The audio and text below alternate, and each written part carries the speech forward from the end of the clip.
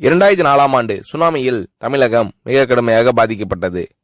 2004இல் சுனாமியில் தமிழகத்தில் மட்டும் 6065 பேர் இறந்தார்கள்.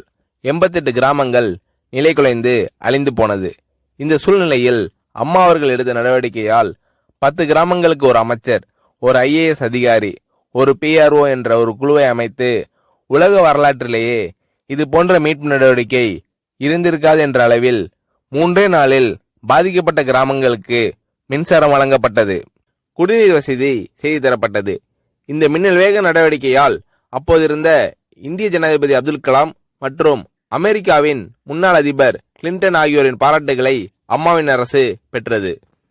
அழுத கண்களை துடைக்கும் கரம் கொண்டவர் அம்மா அவர்கள். ஆண்டவன் யாரோ ஒரு நபர் மூலமாக வருவார். தமிழ்நாட்டிற்கு கிடைத்த தெய்வம் அம்மா அவர்கள். சுனாமியில் பாதிக்கப்பட்டவர்களில் 40 பேருக்கு 2 குழந்தைகளும் சுனாமியில் இறந்து விடுகிறது. அந்த 40 பேரும் ஏற்கனவே கருத்தடை ஆபரேஷன் செய்திருக்கிறார்கள். பெற்றோர்கள் மட்டும் உயிர் பிழைத்திருக்கிறார்கள்.